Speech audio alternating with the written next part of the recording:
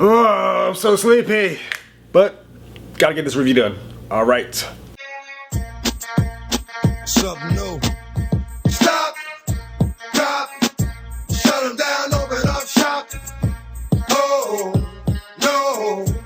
What's going on, guys? Marcus here, back in the shop, and I just got in from watching Deadpool. And man, I was loving that movie. Laughing my ass off from the start to the end of the movie. This is Fox's newest Marvel cinema flick, whatever, and soon to be franchise. I definitely believe that it's going to be their new bread and butter next to X-Men, and I can't see them doing any mistakes with this character. Hopefully not, because we've all seen in the previews and other YouTubers talking about this movie saying how they definitely poked fun at their last mistakes with Deadpool and X-Men Origins, how they sewed his mouth shut and made him look like the dude from Mortal Kombat with the knives that are coming out of his hands. You know, they totally messed that character up, because Deadpool is the mark with the mouth, as we all know. He likes to talk shit, he likes to talk trash. That's what we know him as.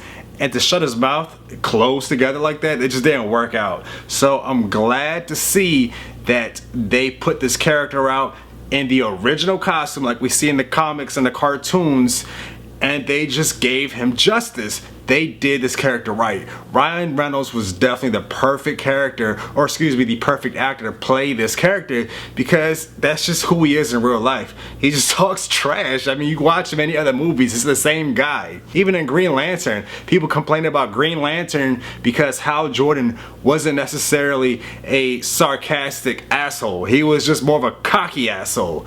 I don't think Hal Jordan or Ryan Reynolds did a bad job playing Hal Jordan, but a lot of y'all did. Needless to say, that didn't save the movie at all. That movie Green Lantern sucked, but we're not talking about that. And speaking of Green Lantern, we all saw the little reference that he made in the movie when he said, "Whatever you do to me, just don't give me a green animated suit." There's more Green Lantern references than that in the movie. From the beginning, man, it's just super hilarious. From the credit rolls, they're not your average credits. You'll see some jokes that are thrown in the mix, and it actually starts off with, not a spoiler, but it starts off with that famous highway scene where they're fighting on the bridge. The scene that we see in the previews where he's like in the SUV and he's fucking them all up, and guys are flying in and out the windows, and a guy hits the billboard and falls off. It actually starts from there. Not a spoiler, I won't go into any spoiler territory. You've heard numerous YouTubers say that they weren't necessarily fans of Deadpool as far as reading the comics when they went into this movie, and I guess you could throw me into that list, because y'all know that I do like comic books. Y'all know that I do read some of the story, or most of the stories I should say. As far as Deadpool, I've read some things. I actually read volume 1 of the Marvel Now series where he went against some aliens. I forgot their name. Yeah, volume 1, Secret Invasion. Probably can't see that, but that's the only Deadpool comic that I read, just the first volume, and just like the movie, it's hilarious.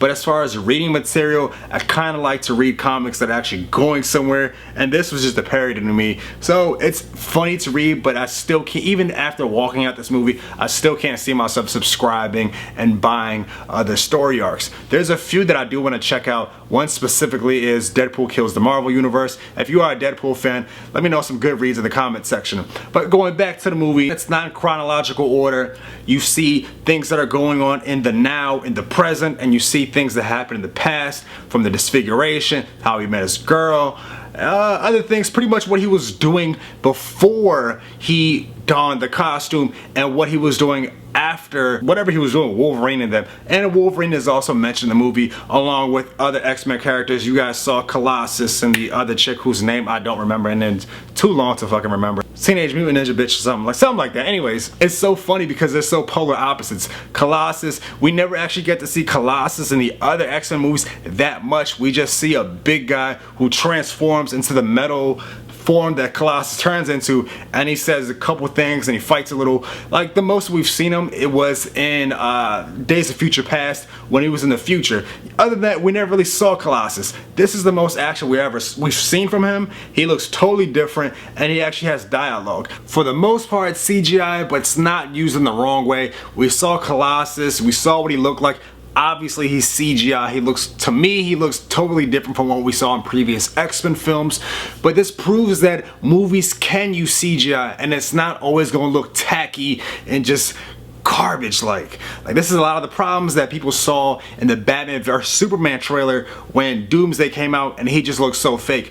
Personally, I don't think Doomsday looked that bad. My quarrels with that trailer is something that's totally different. I'm still excited to see Batman vs Superman. So don't go in the comment section saying I'm fanboying like that, because Batman is my favorite superhero, so I'm gonna see it regardless. But going back to Marvel, it's totally different from any other superhero movie that we've seen. We've never seen a superhero movie that's this bloody, this gory, this violent. Maybe, I don't know, Blade or Watchmen, but those movies are, hey, they're a thing on their own. Again, I've read a couple things here and there, and I've seen Deadpool featured in plenty of other comic books, so I know how Deadpool acts. He's just a goofy asshole, and he plays the goofy asshole in the movie. It's perfect. There's really nothing bad I could say about the movie, and the healing factor is definitely taking place in the movie. Like, there's plenty of parts where he gets shot up and shit happens to him, and my girl had no idea that he actually had the mutant healing gene like Wolverine. So when he got shot up and she sees like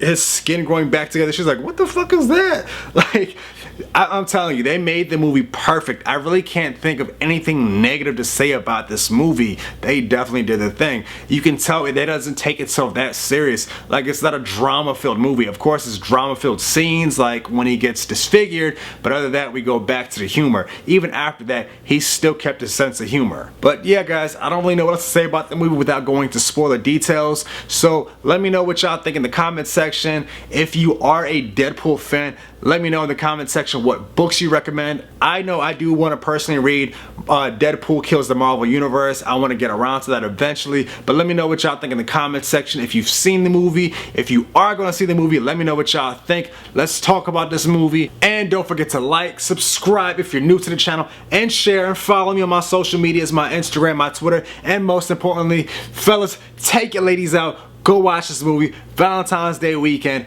Go get us some popcorn, some ices, and candy, all that other fun stuff, and go enjoy yourselves. Till next time.